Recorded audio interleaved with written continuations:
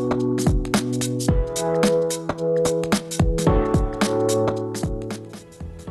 buenos días, gracias por permanecer a partir de ahora en Acento TV.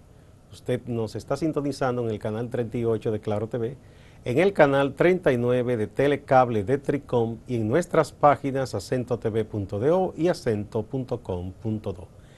Un grupo de intelectuales, comunicadores, periodistas en general, artistas, dominicanos todos y dominicanas, residentes tanto en República Dominicana, en el territorio nacional como en el exterior, ha sentido preocupación por la salud del sistema democrático de República Dominicana y ha emitido un manifiesto, ha hecho un llamado. Para hablar sobre este manifiesto y por qué se ha hecho, tenemos aquí a dos distinguidos invitados. Tenemos a Min Pérez, sociólogo, y a Bartolomé Pujals, abogado, que ya es de la casa, es de la familia Acento. Bien, bienvenidos a partir de ahora. Muchísimas gracias. ¿Qué ha motivado este manifiesto? Mira, primero, bueno, gracias por la invitación y el espacio que nos abres aquí para manifestarnos un poco sobre este accionar y este pensamiento que llevamos muchos dominicanos y dominicanas. El manifiesto es algo sumamente sencillo. Nace de una necesidad de expresarnos ante las condiciones deplorables de vida que se está viviendo el pueblo dominicano y de canalizar un poco esa esperanza de cambio que está en cada uno de nosotros, pero hacerlo de manera colectiva. Y por qué no hacerlo con los dominicanos y dominicanas de la diáspora y con los dominicanos que están aquí sufriendo esos embates, como aquellos que se sienten a veces con la impotencia de no poder hacer nada por el país y que están afuera muchas veces, y la mayoría de veces, no por elección, sino por necesidad. O sea que partimos de esos dos puntos principales ante una situación bien crítica que se está dando en República Dominicana, no solamente coyuntural, como lo precisa el documento, ante las elecciones que pasaron recientemente, pero ante las prácticas democráticas que van corrompiendo toda la sociedad. Como hablamos hace un instante, me parece que es sumamente importante no solamente denunciar los dispositivos y los ministerios que están aplicando estas formas corruptivas, pero del mismo modo esas personas que están alrededor de nosotros que hacen vivir precisamente esa corrupción del Estado. Y hay dos aspectos importantes que me parece importante señalar, si me permite este espacio. Yo pienso que dos cosas graves que están ocurriendo en este país es primeramente la normalización de la corrupción y de estas prácticas antidemocráticas. Aquí todo pasa como si nada, lo que es muy grave ya. Aquí pasa el hecho de las elecciones, se dan muestras de los fraudes que hubo y no pasa nada. Actos bochornosos como el proyecto de alfabetización, esa mentira y todo pasa como si nada.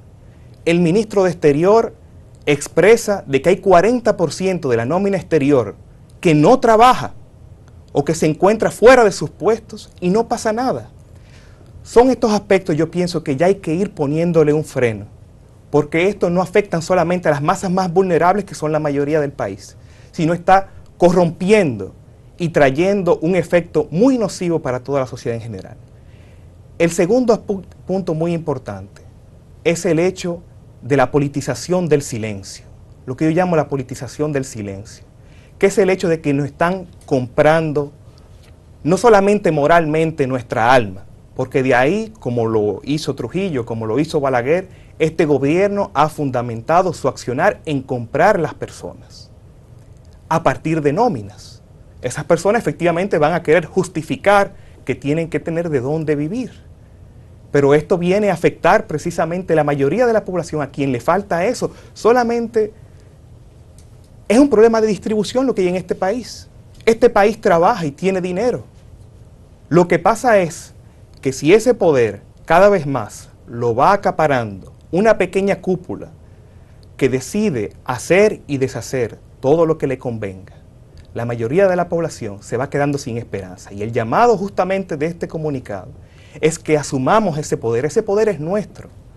Es tan sencillo como eso, debemos de asumir de que el Estado está ahí por nuestros derechos. Y el Estado precisamente lo que busca es eso, este gobierno principalmente, es alejarnos de ese poder político, como si ya no hay nada que hacer y cada uno efectivamente que se la busque como pueda ser. Como pueda. Y sería precisamente eso, tratar de trascender un poco ese accionar al cual nos quiere llevar el Estado y ir invirtiendo, es decir, comprometiendo. Estamos hablando de un individualismo, de una disgregación social trabajada, conducida. Vamos a ver qué nos dice Bartolomé Pujals. Bueno, yo estoy totalmente de acuerdo con Amini, porque los manifiestos por lo regulares son declaraciones, son un llamado, una invitación a la acción, pero este manifiesto es además de eso un diagnóstico de lo que está pasando en la sociedad dominicana. Porque primero es una impugnación que plantea a la clase política dominicana que evidentemente nos ha sacado del curso democrático, que ha roto el acuerdo social, ha roto ese contrato social en donde una serie de demandas y expresiones democráticas no encuentran forma de canalizarse en el Estado. Y por eso uno pudiera a veces entender y creer, cuando se utiliza desde los aparatos estatales, se quiere inocular la idea de que aquí todo está bien, pero este país todos los ciudadanos están de alguna manera protestando de forma individual. El problema es que este manifiesto lo que busca es tratar de articular esas voluntades, tratar de articular esas voces. Ponerle fin a la dispersión. Exacto, en una voz orgánica, colectiva y que evidentemente impugnatoria de todo lo que está ocurriendo aquí. Aquí, como decía a mí, nosotros, esta clase política y fundamentalmente el PLD, porque así hay que decirlo, quien ha gobernado en los últimos 20 años, ha construido una sociedad de complicidades, una sociedad envilecida, una sociedad en donde si tú no eres parte de este festín, entonces yo te compro o te destruyo.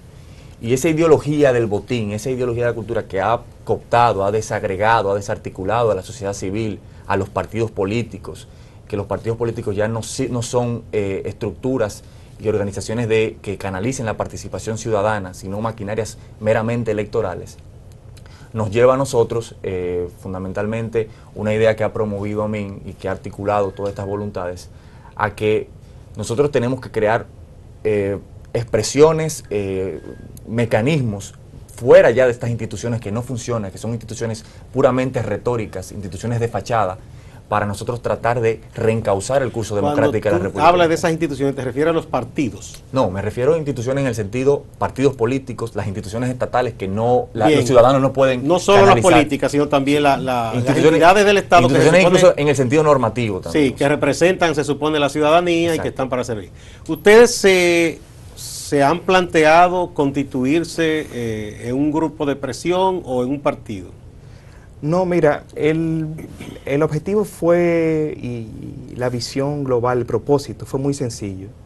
Es un poco, primero, de canalizar todas estas preocupaciones y ver las maneras desde los medios que las personas puedan. Primero, no se puede constituir un partido político, puesto de que está la diáspora y las personas que viven aquí, sería muy difícil de articular. El propósito principal es que cada quien pueda contribuir, pero que asuma su compromiso social. Ese para mí es el propósito principal. Aquí no se está federando absolutamente nada como partido en sí, pero sí hacer un llamado a toda la población, en los barrios, en las escuelas, a que se puedan constituir desde donde saben, desde donde tienen capacidades y son competentes. Aquí hay muchas personas competentes que han hecho trabajos fenomenales, pero les falta a veces quizá una articulación con otros campos para que pueda tener un impulso y una voz pública. Es el caso del agua potable, algo tan esencial. Aquí se ha hecho la Oxfam me parece que fue, un reporte sumamente interesante sobre las personas que no tienen acceso en este país a esto. Entonces, me parece sumamente... Que el acceso al agua potable es un indicador fundamental en el índice de desarrollo humano. Correcto. No se puede hablar de desarrollo humano sin agua. Vital. Entonces, yo pienso que el llamado aquí principalmente es que cada dominicano o dominicana pueda contribuir desde los medios que tiene para ir rompiendo eso. Te puedo dar un ejemplo muy sencillo y que son nuestros derechos que estamos exigiendo de manera muy llana y específica. La nómina del exterior.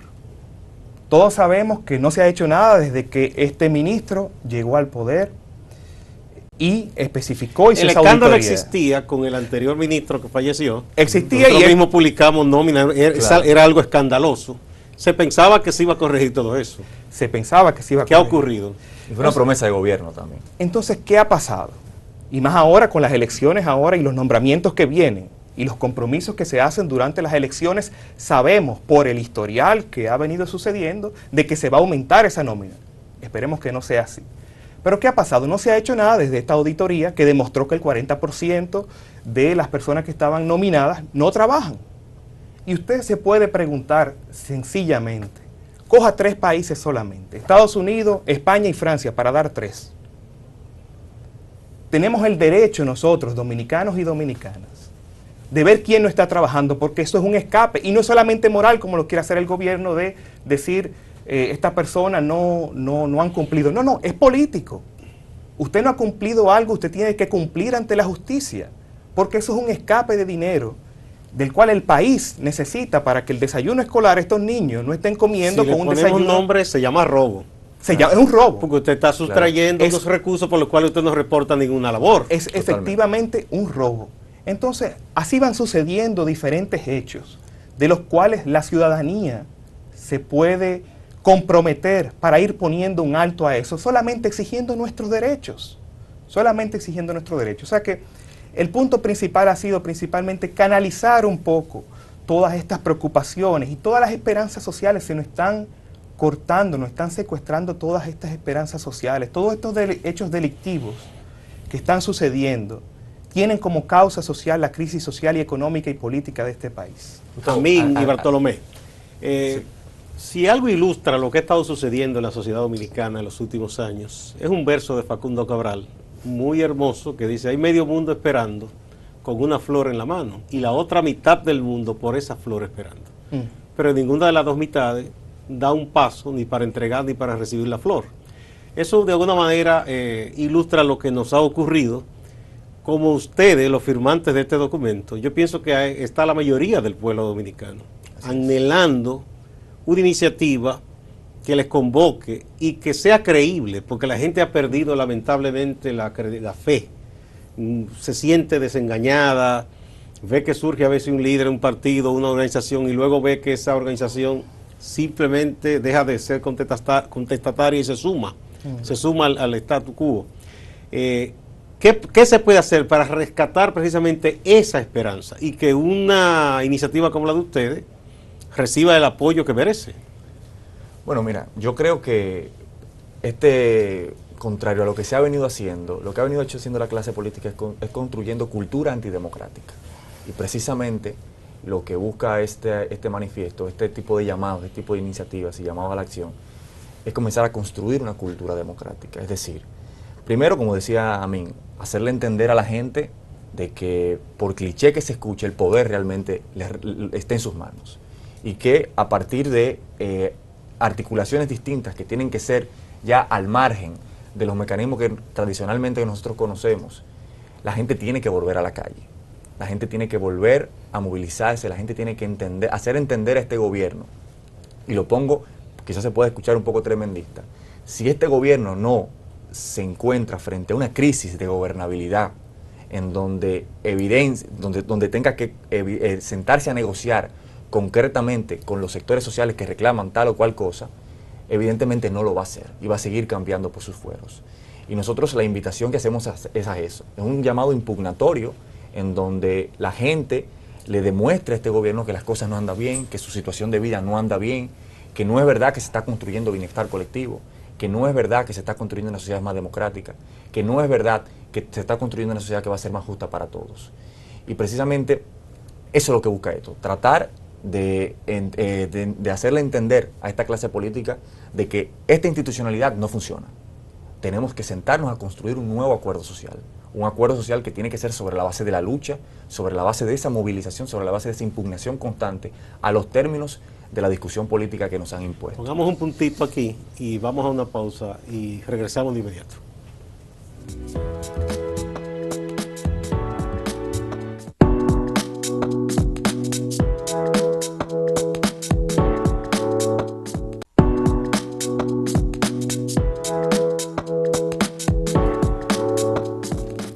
Continuamos con Amin Pérez, sociólogo, y Bartolomé Pujals, abogado. Ambos son parte de una iniciativa, de un grupo de profesionales, intelectuales, artistas, estudiantes, viven en República Dominicana, pero también en el exterior, y que han escrito y divulgado un manifiesto poniendo una especie de alerta sobre lo que está ocurriendo en la sociedad dominicana. Ellos entienden que es una sociedad cada día menos democrática y que tiene un poder prácticamente, una especie de poder único, unipolar. Bueno, la gente joven aquí en Acento ha escuchado con atención y hay dos de los compañeros más jóvenes que me han hecho una pregunta que quiero transmitirle a ustedes. Uno de ellos dice que bueno, aquí hemos visto movimientos recientemente, en años recientes, que incluso han llegado y han tomado las calles, hay protestas, la gente se entusiasma, pero que luego se dejan diluir o se diluyen. Que si ustedes no temen que pase eso, o si no temen que eso pase, y yo agrego, eso generaría nuevo desencanto. Y lo otro es, la otra pregunta que hacen es, ¿cómo ustedes piensan lograr esa meta que se han propuesto? Vamos primero con el temor de que ocurra lo que ha ocurrido con otros movimientos. Bueno, lo primero es que no es un movimiento con un nombre como tal, ni busca eso, sino propiciar un poco que se renueve el compromiso social dentro de toda la población. O sea, que no se canaliza dentro de un movimiento social como tal. Sí llamo, y con varias personas de los firmantes aquí he podido discutir, como Silvio Torres Sayán, como Elisa Lister en Colombia y otras personas, es que nosotros tenemos capacidades para actuar y no dejar el espacio público a intelectuales de gobierno, a los intelectuales que corresponden a la línea y los intereses del gobierno. Y yo pienso de que con ese compromiso ya se puede ir actuando para cambiar las cosas. Otro punto muy importante, y me parece importante señalarlo con relación a los movimientos que se han podido diluir, es ir a las necesidades y a los propios, qué es lo que la gente quiere. Yo pienso que, y esto es otro aspecto que podríamos discutir más adelante, uno de los aspectos, de los factores que ha debilitado a muchos movimientos sociales es que a veces no buscan lo que la gente quiere. Nos concentramos con ciertos aspectos y muchas de las acciones, no solamente con el caso de corrupción, a veces la gente lo que quiere sencillamente es comer y tener un trabajo. Y esas necesidades no son atendidas por estos movimientos. Entonces, por eso no tiene un impacto social. Es decir, no se interpreta el sentir de la gente. Correcto. No se interpreta y a veces ni se busca. Sí. Muchas veces nos quedamos en zonas muy aéreas en las que estamos situados. Difíciles de explicar. Y debemos llegarle a esa población. A mí me interesa en particular la pregunta porque yo soy activista social y es un tema que yo creo que hay que todavía analizarlo un poco más. Sin embargo, puedo quizá apuntar algunas cosas sobre el tema. Te pongo el ejemplo claro del movimiento por la educación digna, el tema del 4%. Una de las cuestiones claras ahí es que el movimiento social permitió que la demanda se despolitizara. Es decir, permitió el gobierno, la clase política, asumió, reincorporó de alguna manera la demanda dentro del acuerdo social, pero le quitó su contenido político. Ciframos la discusión en un tema eminentemente cuantitativo y olvidamos el aspecto cualitativo de para qué educación. No hubo una estrategia de continuidad de esa demanda más allá de la asignación presupuestaria del 4%. Es como triste porque la sociedad luchó y los políticos capitalizaron ese logro. Y el 4% al final de cuentas se terminó convirtiendo en un nicho más de corrupción, en una forma de acumulación de capitales de la clase gobernante. Y es lo que ocurre. Por ejemplo, pasa con el tema, yo soy miembro de Poder Ciudadano, que ha estado llevando la lucha contra el tema de la corrupción y con la impunidad. Sin embargo, a pesar de que la corrupción y la impunidad es un flagelo, y es un fenómeno que dentro de las cuestiones que más le importa a la ciudadanía ha ido aumentando. Sin embargo, es un tema muy difícil de explicar en una sociedad tan envilecida como la que nosotros vivimos. Una sociedad en donde el primo te da un carguito, donde tú trabajas de alguna manera, donde de alguna manera todo el mundo está vinculado en una gran red de corrupción. Y que al final de cuentas resulta un poco complicado a una sociedad que tiene un grado alto de falta de conciencia política, explicar cómo la corrupción se traduce en detrimento de sus derechos fundamentales. Y eso provoca entonces que los ciudadanos no entendamos, en una sociedad, como tú decías, fragmentada, en donde el individualismo se ha exacerbado, donde se ha constituido en un norte, la gente está enfrascada en la ideología del búscame lo mío. Entonces, en la medida en que tú hablas de corrupción, tú de alguna manera también estás impugnando la forma en que mucha gente en esta sociedad se gana la vida. Y eso, evidentemente, no te va a generar niveles de empatía que te pueda construir un gran movimiento social. Que da un ejemplo de hasta a qué grado ha llegado todo esto, porque ha sido dirigido. Y ustedes lo saben, que mucha gente que participó en política, en los partidos alternativos, por ejemplo, y cuando iba a un meeting decía, mira, yo no doy dinero por esto y esto y esto. La respuesta de mucha gente era, mira, sí, tú eres una persona seria, a mí me convendría que tú llegues, pero mientras tanto fulano me da lo mío. Claro. O sea, a mí me conviene fulano en lo inmediato porque me da mi robo, mi cosa, mis 500 pesos.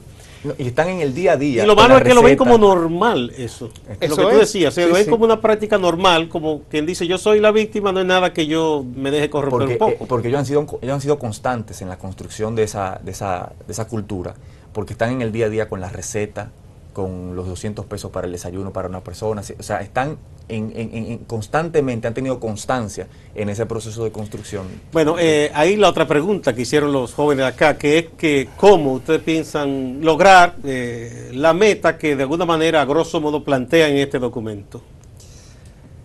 Es un proceso. Yo no pienso de que se vaya a cambiar todo de la noche a la mañana o con un manifiesto. El interés es que se multipliquen estos manifiestos y que se multipliquen las acciones concretas. El poder es muy, valga la redundancia, poderoso que tiene el PLD. Tiene mucho, mucho poder.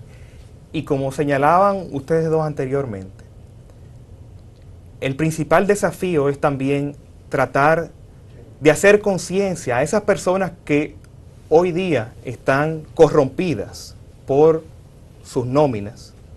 Porque muchas de las personas esas te pueden contar a ti mismo y te dicen, mira, o yo puedo firmar este manifiesto, yo estoy en contra de lo que hace el gobierno. Pero al final de cuentas te lo encuentras en el meeting porque tienen que defender lo suyo. Pero ese defender lo suyo es lo que el gobierno lo ha puesto a hacer. Y es con eso que yo pienso que hay que trascender. Para hacer un caso muy comparativo, quizá un poco alejado, Frantz Fanon, cuando hubo la revolución en Argelia contra el imperio francés, decía precisamente que la dominación, no solamente, la colonia, no solamente se rompía votando a estas personas y haciendo la independencia. También el dominante tenía que romper con la dominación que seguía aplicando y el dominado tenía que estar consciente de esa dominación que hacía hacia los demás. Es decir, que yo pienso que trasciende el hecho de que las personas conscientes podamos reagruparnos, pero esas personas que están en el poder, que saben lo que está pasando y que tienen sus efectos, Gustavo. Algo muy concreto, cuando en el manifiesto se expresa de que esto afecta a toda la población en general. Esas personas tienen que estar inscribiendo a sus hijos en colegios privados con costos altísimos. ¿Pero por qué? Por la misma dominación que están haciendo en este país. Porque nos están quitando nuestro derecho de que la escuela pública sea de calidad, de que nuestra seguridad tengamos que tener un chofer, de que tengamos que tener un guardián. Todo eso son efectos de las políticas sociales y económicas del país. En el tema de la seguridad es muy triste que como que no captamos de pronto nosotros que nos hemos encerrado. O sea, todo el mundo está encerrado. Tú pasas, por ejemplo, por los sectores del Polígono Central, que se supone que es el sector de más privilegio para vivir aquí en el Distrito Nacional, pero aquello aterra.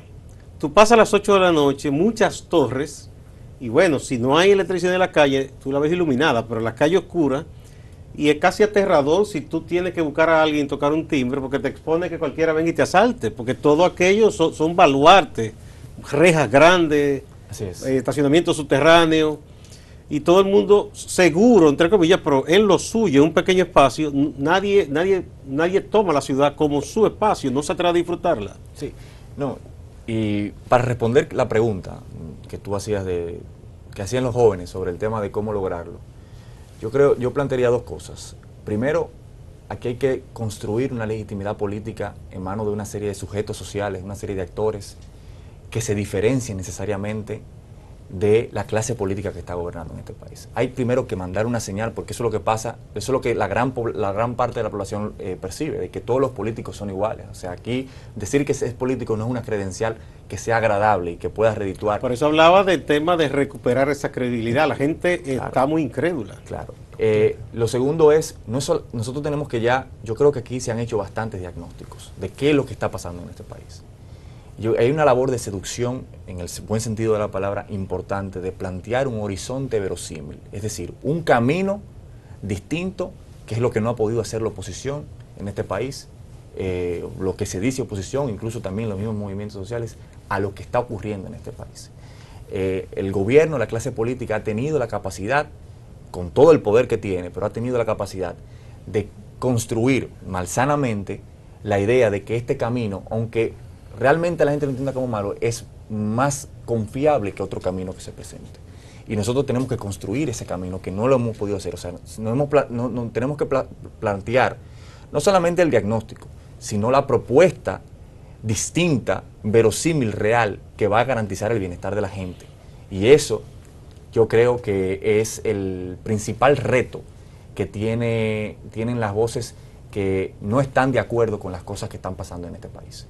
De plantearse un horizonte totalmente distinto, totalmente novedoso, y que sea, evidentemente, al margen de una institucionalidad que es de fachada y que no funciona. Hay que construir una nueva institucionalidad, hay que construir un nuevo acuerdo social, hay que construir una nueva realidad democrática en donde el poder se pueda horizontalizar, evidentemente, frente a la verticalización que nosotros estamos sufriendo, que lo único que ocurre redunda en el beneficio de una cúpula, de una clase muy pequeña, que es la que se beneficia de Tú ello. tocabas algo, Bartolomé, con perdón, Raúl, de que la gente mira como más confiable la situación de hecho que hay del poder que tiene la coalición que gobierna. Pero no solo es eso, que quizás las alternativas no han logrado ganarse la confianza, sino también que el gobierno ha vendido con mucho éxito el hecho de que constituye un poder imbatible. Sí. La gente no piensa que se pueda derrotar Claro. a la coalición de gobierno. Es que este ha sido un gobierno que se ha construido en base a la imagen, en base a la comunicación. El hecho que me viene ahora mismo a la cabeza es lo que pasó, los efectos de la sentencia 168-13. En el exterior, nuestra representantes del exterior, que muchas veces viven a veces para más alimentar la imagen del líder que para representarnos a nosotros, se dio a la tarea más de ocultar lo que pasaba. Era más preocupante la imagen que los hechos que estaban sucediendo en este país. Y yo pienso que de igual modo pasa en los otros ámbitos sociales, económicos y políticos de este país.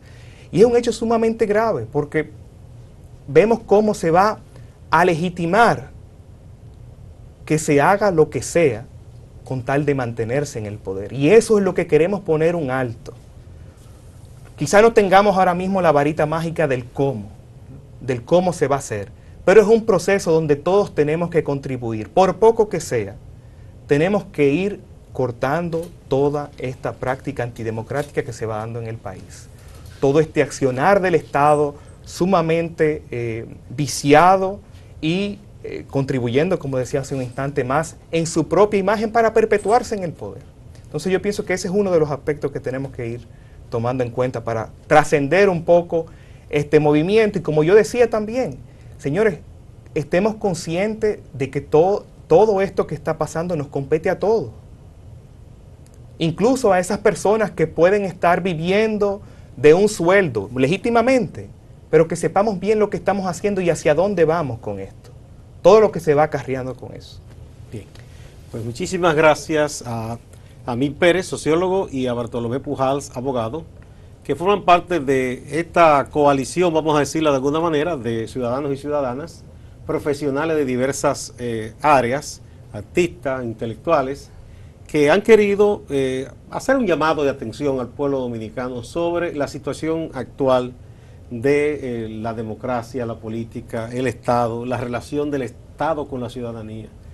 Hacer ese llamado. Vamos a ver qué vendrá en los días por venir, porque yo imagino que ustedes no simplemente se quedarán con este manifiesto que se ha escrito y que ya ha dado de qué hablar, sino que harán otras cosas. A ustedes, amigos, no se vayan, que hay más a partir de ahora.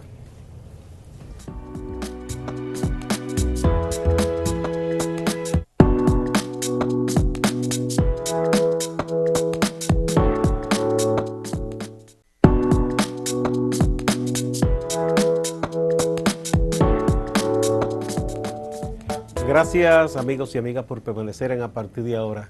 En esta segunda entrevista tenemos un tema interesantísimo. Se trata de la Escuela de Formación Política Mamá Tingó. Todo dominicano y dominicana medianamente informado sabe quién fue Mamá Tingó.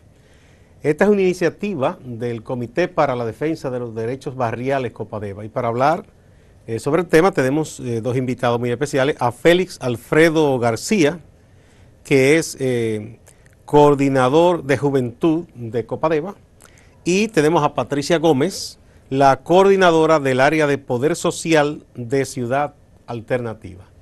Bienvenidos y bienvenidas. ¿En qué consiste esta iniciativa de una escuela de formación política y sobre todo el nombre que tiene tan importante, Mamá Tingó? Bueno, Copadeva y Ciudad Alternativa, en el compromiso de generar una transformación en la cultura política, presenta la escuela de formación Mamá Tingó, que tiene como objetivo generar una transformación social desde el pueblo, con la gente del pueblo, y formándolo ideológicamente en una visión revolucionaria. Cuando tú dices revolucionaria, ¿en qué consiste realmente para ti el hecho de que sea revolucionaria? ¿Qué se quiere enseñar como revolucionario en esa escuela? Ok. Nosotros socialmente vivimos en una constante violación de los derechos. Lo que estamos planteando que esta escuela de formación sociopolítica viene a formar a la gente del barrio ideológicamente en una visión revolucionaria para que esa violación de derechos cambie de situación y entonces hablemos de una incidencia en la garantía de los derechos. Que la gente defienda sus derechos, que lo conozca. Bien. Cuéntame entonces, Patricia. Bueno, decir un poco más ahí para aportar a lo que Anthony acaba de hablar. Como él bien decía, es una apuesta por la transformación, sobre todo en el pensamiento ideológico y crítico, sobre todo de la juventud. La juventud que por su característica es rebelde, si se quiere, proactiva, ¿no? Contestataria, pero que está en tanto alienada por el sistema, por el bombardeo de la publicidad, también de los alienantes que son los programas focalizados del Estado, a través de los cuales el clientelismo se manifiesta, el paternalismo y demás, y que ellos puedan de manera crítica y como sujeto actuar en función de cambios estructurales que le permitan una sociedad diferente, una sociedad, una cultura política, una participación social diferente como sujeto y no como objeto, títere de un sistema que para mantener su status quo mantiene a la población dependiendo para poder sostenerse. Lo que se busca en realidad es que haya un cambio estructural en la sociedad, pero no lo vamos a hacer solo desde la escuela, sino que la escuela es como punta de lanza para todo esto, provocando generar un nicho, sobre todo de participación juvenil, crítica y sobre todo construir sujetos sociales. Veo que tanto Félix Alfredo como tú, Patricia, se han referido a que la escuela va dirigida a la juventud. ¿Es excluyente? ¿Es solo para los jóvenes o si algún viejito también se anima puede entrar, un viejito o viejita? Bueno, la idea es que la formación está dirigida en primer plano a la juventud. Está enfocado a la juventud. Se prioriza a la juventud, exacto. Pero eso no significa que no se integren los más adultos de la comunidad. No se excluyen porque el proceso incluye que haya una multiplicación, hayan espacios de participación abiertos, que no es un espacio, como dice el brochure, estructurado, cerrado, formativo, y tú te quedas ahí con la formación y ya, sino que va a permitir a la juventud interactuar con organizaciones y jóvenes no organizados y personas adultas ya organizadas, pero que están metidos en la cultura actual y que buscarán los medios para introducirse en esos espacios y también desde ahí provocar cambios. La participación política, lamentablemente, mucha gente la ve, no solo en los barrios populares, sino en todos los niveles, como una oportunidad de ascenso social. Sí. individual, Sí. familiar, más que colectivo, más que búsqueda de soluciones colectivas. Sí. Ustedes tienen aquí en esta impresión muy interesante, primero un diseño muy hermoso con la pintura de Mamá Tingó. Dice aquí algo que me gustaría leer rápidamente, que dice, ¿qué no es la escuela de formación política que queremos? Como en una pregunta, entonces dice, no se trata de un espacio frisado en 4 paredes, estrictamente estructurado. O sea, es muy libre, ¿verdad? No, Es algo no es abierto. un local encerrado ahí, La idea es que sea una cuestión abierta, más que teórica, práctica, Práctica, donde la gente pueda, porque también interactuando con la gente. planteamos que la escuela será un proceso de construcción. Exacto, que no es predefinido todo, sino que la Exacto. gente aporta ideas. Dice también, no se trata de un ejercicio académico puro. Es decir, que no es a teorizar que ahí se van a dar. Exacto. Es bueno tener conocimiento, pero no es solo teoría. Otro de los llamados que ustedes hacen aquí dice, no se trata de una unidad de formación de un partido y únicamente para un partido. Ni excluyente de un partido. Exacto. Es decir, usted no pertenece a ningún partido, pero si hay una persona que dice, yo soy del partido color naranja y quiero participar, ustedes tampoco le cierran la puerta. Exacto. ¿Verdad? Otra también de los llamados que aquí hay es, no es un espacio de acumulación de talleres que responden al mercado.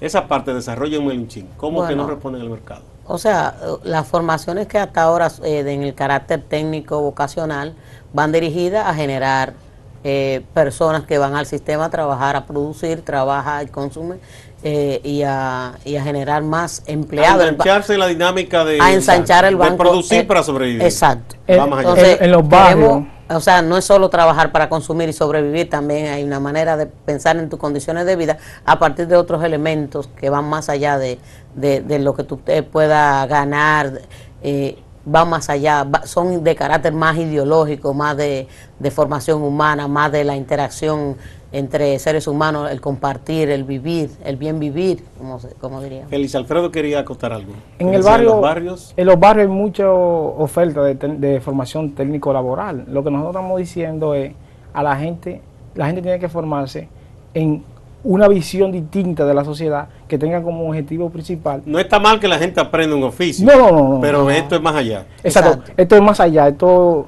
si lo ponemos en una balanza, es más importante que la gente entienda que debe vivir en una vida digna. Entonces, la formación va dirigida a esa visión de cómo la gente puede eliminar los obstáculos que en la política pública le impiden vivir en vida digna. Exacto, que no sea simplemente una persona que se gane la vida y ya, Sí. sino que también por lo menos se haga preguntas de su entorno, ¿verdad? Exacto. Bueno, dice también, no se trata de una oferta de cursos desarticulados o inconexos. O sea, que tú vienes a formar la idea, o sea, es a formar la ideología, a formar el pensamiento, la manera crítica de participar. A saber en qué sociedad estamos, en No- qué mundo estamos. no es o sea, que mecánico, no es desconectado de la No es realidad. mecánico y muy estructurado. Dice también, no es un espacio de formación vaciado de ideología y sin sur que le guíe. Interesante que ponen sur en alta y en comillas, porque siempre se dice norte. Entonces, Sí. como esto es de contestación, entonces le ponen sur, ¿verdad? Exacto. La idea es cambiar la cultura política, Sí. de que no simplemente es un Todo proceso. no fluye hacia el norte. Y no, exacto, y no solo es un proceso de talleres, el liderazgo, sin una conexión entre ellos, sino que es un proceso de formación donde la persona participante tendrá muchos aspectos de la sociedad y que tendrá más elementos para el análisis de la acción.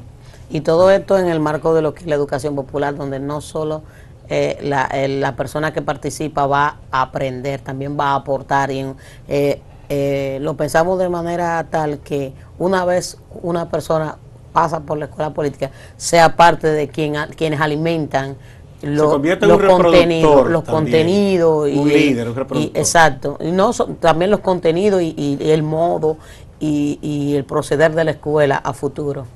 Bien, dice también, no es un espacio de formación para los y las chicos y chicas buenos y buenas y con alto nivel académico que buscan alternativas. Es decir, no se trata de buscar la élite. No. Es a formar a los jóvenes del Sí. barrio, los jóvenes marginados socialmente y excluidos dentro de la política pública y los beneficios que brinda el Estado. Muy Esto bien. es parte de Claro la- que de sí, la dentro del construcción barrio hay del poder muchachos y desde muchachas abajo. que tienen calificación 100, tampoco ustedes lo No. saben. Bien. no es un mecanismo para la sostenibilidad de un partido o de una ONG. Exacto. Así. O Sí. sea, no es algo que con fines de lucro, que va a tener unos costos, que va a costar qué cosa, sino que es algo que ahora tiene un financiamiento que le va a permitir arrancar, pero luego la misma escuela va a tener que darse la manera de sostenerse en el tiempo. Dice, nuestro esfuerzo formativo no va en la dirección de sacar a la gente de la masa, sino más bien a formar personas del pueblo, pero que permanezcan dentro del pueblo, para que desde allí puedan minar el sistema que queremos cambiar. Interesante, o sea, porque no se trata de que si la gente asciende socialmente se vaya del lugar donde vive ni nada de eso y le dé la espalda a los suyos, sino que siga participando en todo esto. Así. ¿Qué les llevó a ustedes, en ambos casos, ambas entidades, Copadeva y Ciudad Alternativa, a crear esta iniciativa? ¿De dónde surge?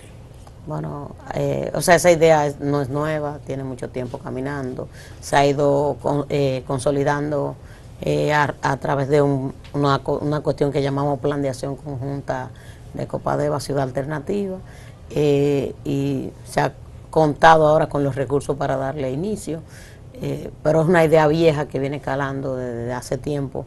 Por eso mismo, porque tenemos el bombardeo del paternalismo, del clientelismo, de la manipulación del Estado, y sobre todo de lo que ejercen poder sobre la sociedad, a conveniencia de un sistema que mantiene un grupo en exclusión y otro grupo, y sobre todo minoritario, viviendo bien de lo que produce el pueblo, de la explotación del hombre por el hombre. ¿Cómo ve la gente que vive en nuestros barrios populares a los actores políticos del sistema? Porque ellos van, cuando quieren votos, van. Sí. Y cada cierto tiempo van a contactar a la gente. ¿Cómo la gente los ve desde el barrio?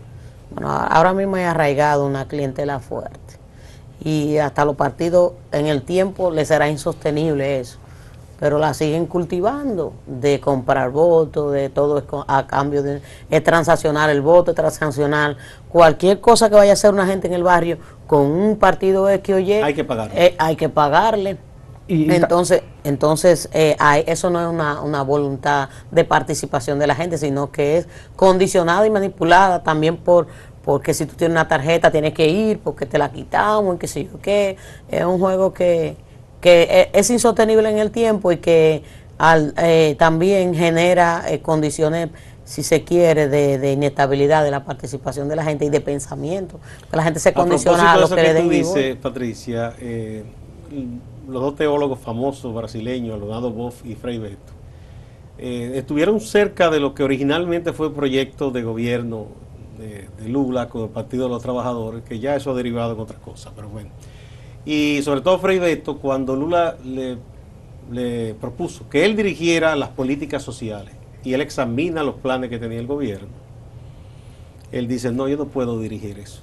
Entonces le dice que ¿por qué? Dice, bueno, porque como está concebido ese plan, vamos a mantener a la gente esclavizada, comiendo con una ayuda del gobierno, pero no van a salir de la pobreza como tal. O sea, y ahí lo que el gobierno tendrá serán lealtades cautivas. Exacto. Y votos cautivos, y como le conviene lo va a mantener así.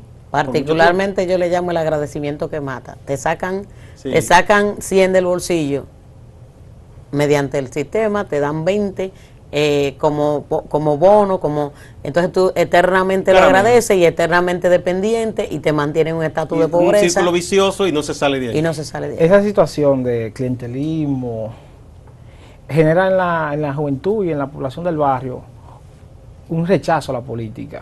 Esto a nosotros como organización nos afecta, a nosotros que queremos propiciar la participación de la gente. Lo del ven barrio, como algo sucio. Exacto, como algo corrupto, como algo que corrompe y que viene a beneficiar a un grupito, y el que se opone a eso, entonces sale afectado. Entonces nosotros como organización, que lo que queremos es la participación de la gente en la política, en el diseño y en la elaboración de la política, nos afecta. Entonces nosotros como esta escuela lo que busca es cambiar esa cultura política, de la visión de la política, en un sentido que la gente esté llamada y se sienta convocada a participar en todos los procesos que vengan a desarrollar la comunidad. Lo que le dicen a ustedes, no hay algo para mí, o no, ahí no dan algo. Exacto. Es que eso está culturalmente ya asumido y hay que romper con eso. Bueno, tenemos que despedir, pero vamos primero a dar la dirección. Dice calle Manuel Fernández Marmo, la antigua 31 Este, número 15 en Sánchez Luperón, Santo Domingo. Ahí estará, ahí funcionará uno de los módulos. De los módulos. Otro estará en la multitemática. ¿Dónde queda la multitemática? La multitemática está en el Gasco, cerca de la Santiago, por detrás de Telemicro, por ahí. Bien, entonces la otra está en el ITLA, estará la otra. Las Américas. Sí. Y también cualquier información la pueden buscar también en la oficina de Copadeva, sí, Ah. en la calle 14, esquina de Jabón, en el Sánchez Payá. Bien, aquí hay una página web que es ciudadalternativa.org.do. Por ahí para bajar el link que está en una sigla que son EFPM, que es Escuela de Formación Política.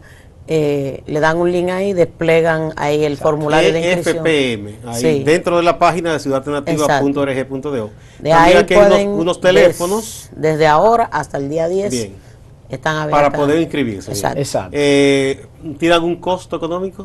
Va a haber un pago simbólico de inscripción, pero es gratuito. Ok, excelente, bien. Entonces aquí hay dos teléfonos, vamos a darlos también por si alguien quiere comunicarse, atención. Son el 809-681-7411. 809-681-7411. Y otro teléfono. Y el 681-7436. Y ¿Cuál también otro? El otro teléfono es 809 684 2009. 2009. 2009. Pues ya lo saben. Pues muchísimas gracias, Félix Alfredo García, encargado coordinador de juventud de Copadeva, que es el Comité para la Defensa de los Derechos Barriales, una entidad con muchos años de trabajo y de lucha en los barrios populares del Distrito Nacional, y a Patricia Gómez, que es la coordinadora del área de Poder Social de Ciudad Alternativa, otra entidad con un trabajo valiosísimo durante muchos años en los barrios del Distrito Nacional. Muchísimas gracias, suerte, estamos a sus órdenes. Amigos, no se vayan de Acento TV, que hay muchísimo más contenido.